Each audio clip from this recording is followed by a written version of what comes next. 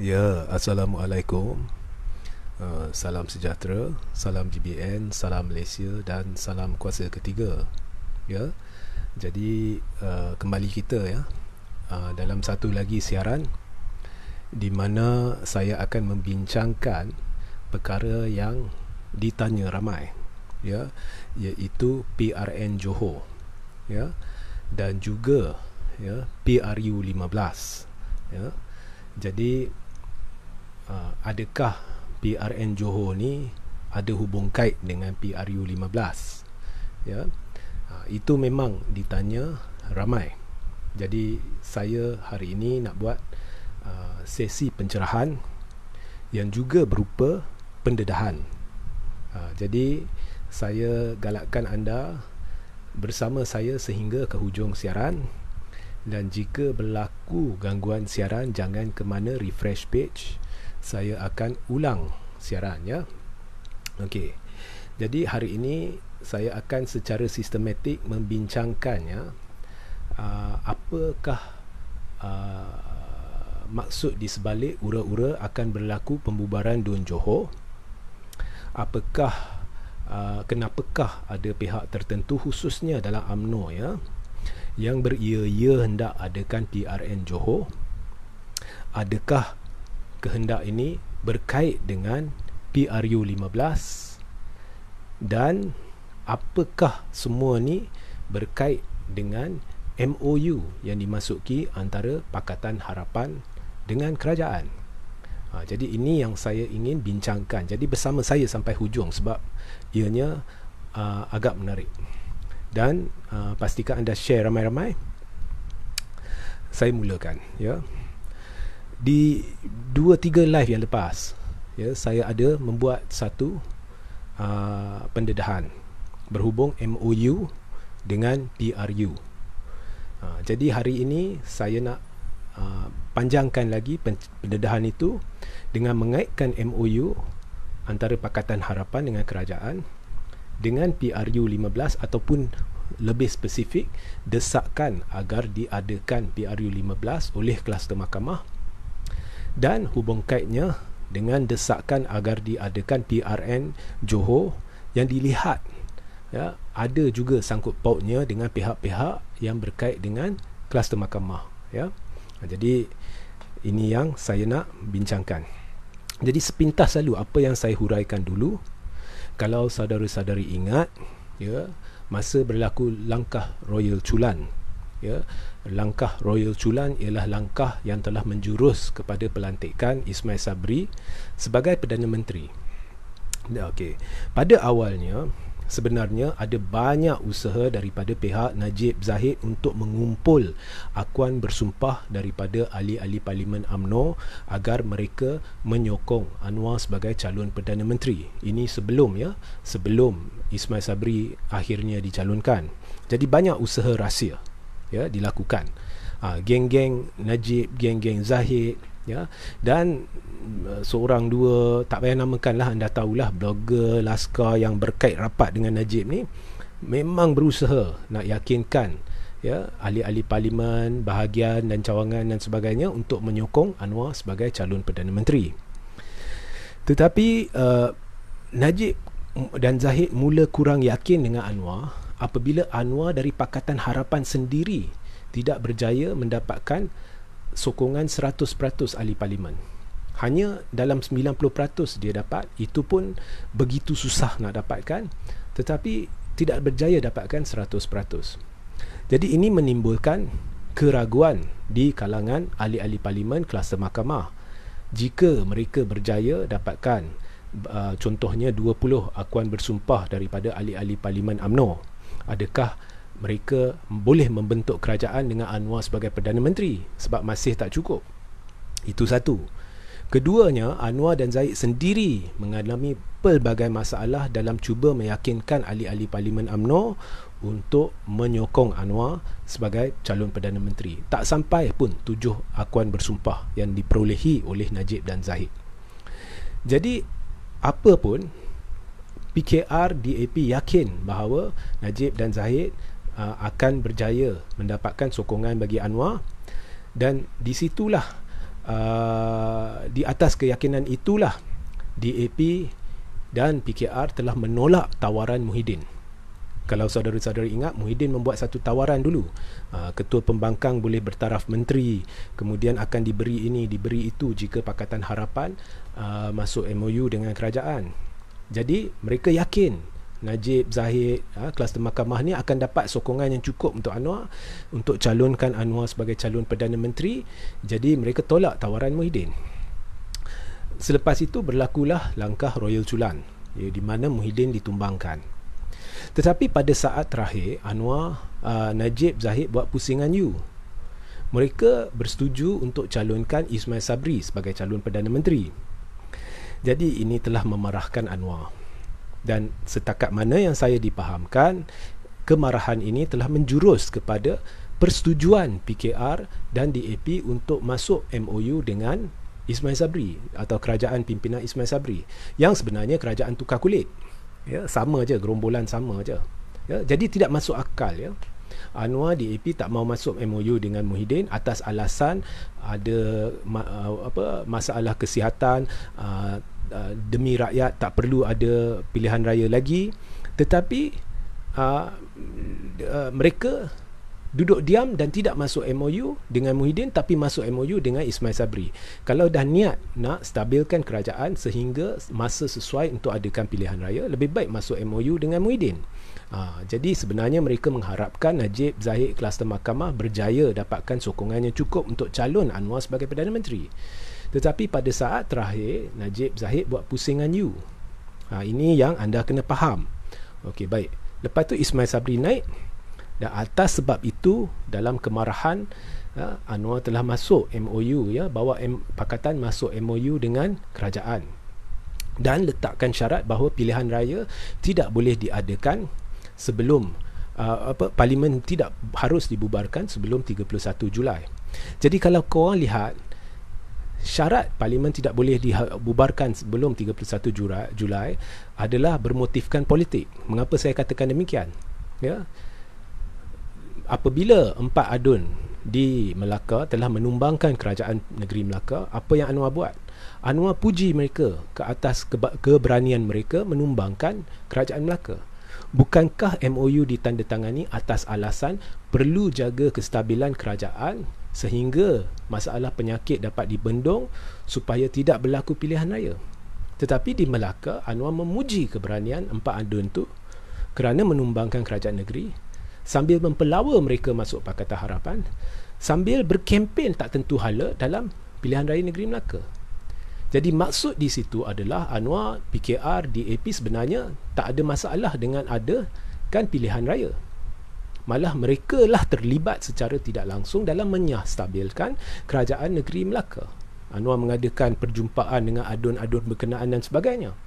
Jadi kalau begitu keadaannya, buat apa nak teruskan MOU? Sedangkan masalah kesihatan sekarang lebih rendah berbanding dengan ketika di Melaka. Jadi nampak sangat syarat yang diletakkan, iaitu parlimen tidak harus dibubarkan sebelum 31 Julai adalah bermotifkan politik. Jadi sebenarnya Anwar pandai. Yang menurut pemahaman saya, syarat itu adalah bagi menekan kluster mahkamah, kerana Anwar tidak percaya kepada Najib dan Zahid lagi. Najib dan Zahid dan kluster mahkamah pula terdesak untuk adakan pilihan raya lebih awal. Ya, kerana tidak mustahil, ya, Mahkamah Persekutuan boleh memutuskan kes Najib sebelum bulan September, ya, mungkin Ogos pun tidak mustahil. Jadi jika menurut syarat MOU, parlimen tidak boleh dibubarkan sebelum 31 Julai, maknanya tarikh paling awal PRU, andai kata, ya, MOU itu kekal dan andai kata syarat itu dipenuhi, maka tarikh paling awal pilihan raya ialah pertengahan atau penghujung Ogos. Ya, jadi risikonya amat besar buat Najib. Jadi semestinya kluster mahkamah ingin parlimen dibubarkan jauh lebih awal, mungkin lepas tahun baru Cina atau bulan Mac, April dan sebagainya, seperti mana yang telah saya katakan selama ini. Ya, jadi mereka semestinya tertekan. Dan sudah ada usaha dari kluster mahkamah untuk berunding dengan Ismail Sabri. Tetapi rundingan ini saya dipahamkan gagal. Sebabnya mudah. Jika Parlimen bubar, jika Ismail Sabri menasihati Yang di-Pertuan Agong untuk bubar Parlimen, maka Zahid adalah Presiden UMNO dan Zahid tahu Ismail Sabri memang ada niat untuk menguasai UMNO, sebab Ismail Sabri beria-ia nak pemilihan UMNO sebelum PRU, ya. Kerana Ismail Sabri tahu Zahid tidak akan mencalonkan Ismail Sabri dalam PRU 15 kerana Ismail Sabri ni orang Muhyiddin, ya, dan memang berselisih dengan kluster mahkamah. Kita tidak boleh salahkan Ismail Sabri kerana Ismail Sabri tahu jika berlaku PRU dan dia tidak kuasai UMNO, maka kerjaya politik dia akan berakhir. Masa depan dia tidak begitu cerah dalam UMNO, ya. Dan itulah sebabnya perundingan itu gagal. Dan disebabkan perundingan itu gagal dan disebabkan kluster mahkamah terdesak, maka hanya ada satu jalan lagi. Kluster mahkamah perlu bersetuju untuk mencalonkan atau menamakan, menyuarakan, menzahirkan sokongan mereka terhadap Anwar secara terbuka. Jadi jika Anwar dengar, ya, bahawa kluster mahkamah telah menzahirkan sokongan mereka terhadapnya, adakah anda fikir Anwar akan teruskan MOU? Ini anda fikir sendiri, anda jawab sendiri. Ya, sudah pastilah bagi bacaan saya, PH akan tarik sokongan dari Ismail Sabri. Dan kemudian jika kluster mahkamah keluar, tumbanglah kerajaan Ismail Sabri. Ya. Inilah tekanan yang diwujudkan menerusi syarat 31 Julai itu. Ya, Anwar tidak berani masuk pilihan raya secara berasingan dengan Barisan Nasional. Sebab Anwar di AP semua tahu PH akan kena teruk. Najib Zahid tahu BN akan kena teruk. Tetapi mereka boleh merancang hanya satu cara, ada kemungkinan walaupun tipis Barisan Nasional boleh kembali menjadi kerajaan selepas PRU. Iaitu selepas PRU, PH dengan BN wajib membentuk jajaran politik baru. Itu pun belum tentu cukup kerusi. Mereka masih perlu sokongan GPS, masih perlu sokongan parti-parti kecil yang lain. Sebab itu, misi PH dengan BN bukannya untuk menang pilihan raya. Mustahil. Sebab adanya blok kuasa ketiga yang akan muncul. Dan rakyat memang tertunggu-tunggu alternatif baru. Jadi misinya sebenarnya adalah untuk cuba memastikan PH campur BN dapat jumlah kerusi yang lebih daripada blok kuasa ketiga, supaya saham mereka meningkat, agar apabila mereka cuba mempengaruhi GPS dan parti-parti kecil lain untuk bersama bentuk kerajaan, mereka akan berjaya. Jadi itu misinya. Jadi daripada penjelasan saya ni, kita boleh lihat mustahil lah pilihan raya tidak berlaku tahun ni. Dan Ismail Sabri akan gagal dalam percubaan dia, malah kerajaan dia ni tunggu masa je. Yang saya lihat, bacaan saya lah, tunggu masa je untuk dijatuhkan. Persoalannya sekarang ni, apa kaitannya dengan PRN Johor? Baik, Pakatan Harapan dah kena teruk. Kita lihat penolakan rakyat terhadap Anwar sebelum MOU pun dah bermula. Ini kita lihat di Sabah. Ya, walaupun Anwar mengumumkan beberapa hari sebelum PRN Sabah, kononnya ya, beliau ada sokongan cukup ahli parlimen untuk dicalonkan sebagai Perdana Menteri, tapi rakyat Sabah tendang terus. Ya, jadi rakyat tak mau Anwar, tak mau PKR. Ya. Dan di Melaka, lepas masuk MOU, lebih teruk, hangus terus PKR. DAP pun mula kena teruk, ya. Sebab bagi rakyat tak masuk akal MOU ni, tak masuk akal PH beri nyawa kepada pihak yang dikatakan gagal, segagal-gagalnya, ya. Dan di Sarawak kena lagi teruk, DAP makin menurun. Jadi sekarang rakyat dah nampak PH ni tak boleh dipercayai kerana mengkhianati mandat rakyat. Bukan hanya BN mengkhianati mandat rakyat menerusi langkah Sheraton, tindak tanduk PH yang berbincang dengan kluster mahkamah, yang mendampingi kluster mahkamah, yang memberi nyawa kepada gerombolan gagal ini juga adalah satu bentuk pengkhianatan mandat rakyat. Jadi bagi mereka, PH ni macam proksi BN, 2x5, 5x2. Jadi Anwar tahu benda ni. Dan lagi lama MOU ni dikekalkan, lagi teruk PH akan kena. Rakyat dah matang. Cuba lihat sebelum Melaka, biar apa Anwar cuba berretorik, ya, menyerang kerajaan dan sebagainya, rakyat tak tertipu. Rakyat tak melihat benda tu. Bagi mereka, hang serang kerajaan buat apa? sedangkan tangan kiri serang, tangan kanan bagi nyawa, ya, tak guna. Jadi mereka tahu akan ada penolakan. Jadi PH juga tertekan untuk menghentikan MOU, dan benda ni telah dibayangkan beberapa kali oleh beberapa pemimpin termasuk Lim Kit Siang, termasuk Amanah. Dan Amanah memberi bayangan yang paling tajam, iaitu jika DUN Johor dibubarkan, maka PH akan memikirkan untuk menarik balik sokongan terhadap Ismail Sabri. Sebabnya PH dah tahu nak kena teruk. Jadi PH akan bekerjasama dengan kluster mahkamah, dan kluster mahkamah pun terdesak akan kerjasama dengan PH. Dan memang dah tahu, saya dah ceritakan, lepas PRU tidak ada cara lain melainkan PH dengan BN membentuk jajaran politik baru. Itu pasti akan terjadi. Jadi persoalannya, lagi lama PH tunggu, lagi teruk dia kena. Jadi lebih baik akhiri MOU sekarang juga. Jadi dia perlu alasan. Jadi alasannya sekarang wujud di PRN Melaka. Bagi PH, kalau sebelum PRU, sekurang-kurangnya mereka boleh tunjukkan kepada rakyat mereka masih ada prinsip, mungkin walaupun sukar tapi mungkin sedikit sokongan akan kembali kepada dia. Jadi PRN Melaka adalah medan yang paling baik bagi PH menunjukkan kononnya mereka ada prinsip. Jadi bagaimana mereka boleh menunjukkan perkara tu? Caranya begini. Jika kluster mahkamah berjaya meyakinkan pihak tertentu dalam Johor untuk menumbangkan kerajaan negeri Johor, dan jika ada tanda akan tercetus PRN Johor, maka PH boleh keluar dan kata, kami dah beritahu, ya, PRN Johor ni tak patut diadakan. Jadi disebabkan PRN Johor ni diadakan, kami tarik balik MOU. Dah tunjuk prinsip. Tetapi bila PH tarik MOU, sudah pasti kluster mahkamah akan tarik sokongan daripada Ismail Sabri. Apa akan terjadi? Akan tercetus pembubaran parlimen. Atau sekurang-kurangnya kerajaan pimpinan Ismail Sabri akan tumbang. Dan mungkin lepas tu akan terbentuk kerajaan baru ke, akan bubar parlimen ke, Magiran ke apa, kita tak tahu.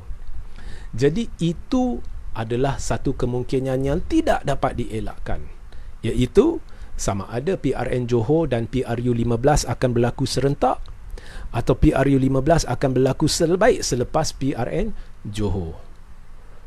Jadi inilah bacaan saya.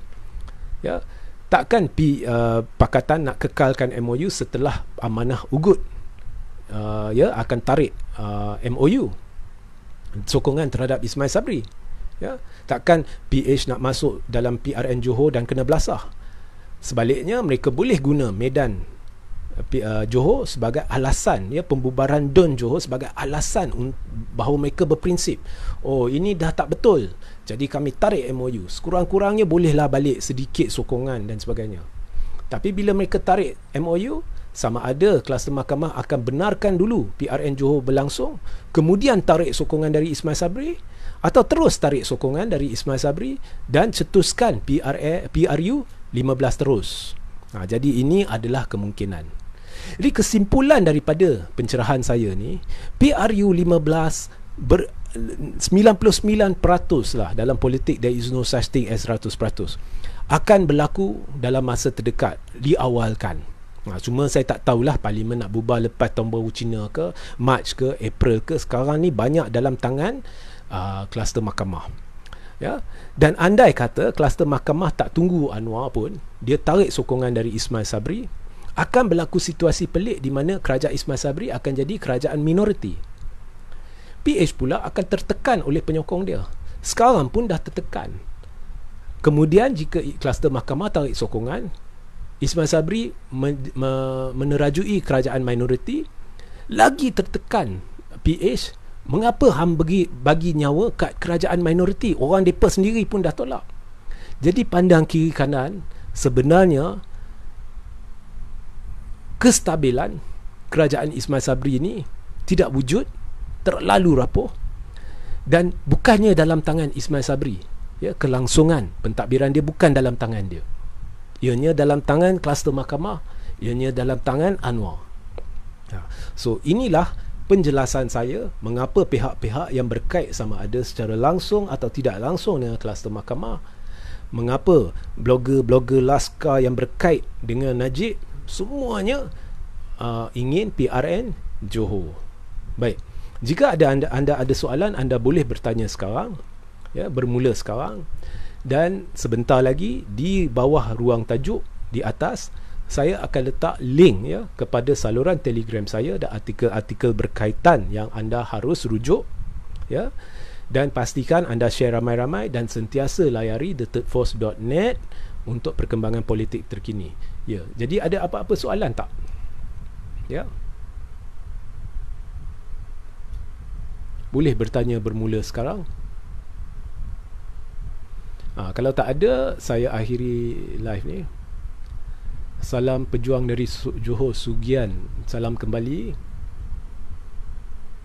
Rosli, salam kembali, ya. Jadi kalau tak ada soalan, baik, kita akhiri live ni, ya. Kalau anda ada soalan, boleh bertanya sekarang. Jadi sedikit sebanyaklah itu yang saya lihat, ya. Jadi jangan mudah terperdaya, ya, dengan desakan diadakan PRN Johor ni. Okey, Emerzin Emil, jika UMNO nak bertanding di PRU 15, mereka harus selesaikan dahulu pemilihan parti dan urusan dokumen ROS. Ini sebenarnya tidak benar. Pemilihan parti ni adalah di bawah sekarang ni, andai kata PRU dilakukan sekarang tanpa pemilihan parti, sebenarnya yang saya lihat tidak ada masalah, ya, tidak ada masalah. Jika ROS lepas tu memberi masalah kepada UMNO tu, saya tidak tahu, tetapi tidak ada masalah yang saya lihat lah. Okey. Jadi ada apa-apa soalan lain? Tak ada, ya. Jadi pastikan anda share ramai-ramai, dan siaran ini akan okey, Syed Azirul, ya, PM Johor, PRN Johor kot. Tuan teka parti mana satukah yang akan menang? Jadi saya sebenarnya tidak berminat dengan PRN Johor dan saya tidak ingin lakukan ramalan. Contohnya kita lihat di Melaka. Sebenarnya saya tak berminat sangat PRN Melaka, ya. PRN Melaka keputusannya bukan membayangkan BN ni kuat. PRN Melaka berlaku boikot besar-besaran, ramai tak keluar mengundi. Jadi disebabkan itu BN dapat kelebihan sikit, ya. Itu pun di 12 kerusi. Kalau anda lihat majoritinya kurang dari 1000. Jadi pilihan raya negeri ini saya tak kisah sangat sebab ia tidak membayangkan situasi sebenar atau kemungkinan sebenar melibatkan PRU yang akan melibatkan satu kuasa besar yang akan muncul, ya. Baik. Okey, saya jangan lupa, ya, layari saluran Telegram saya dan artikel-artikel yang saya akan letakkan di ruang komen, dan siaran ini akan diulang tayang di YouTube Regi JC Rita Udin sebentar lagi, ya. Jadi anda pun boleh rujuk di video-video di sana. Sehingga kita berjumpa di lain masa. Assalamualaikum, salam sejahtera, salam GBN, salam Malaysia dan salam kuasa ketiga.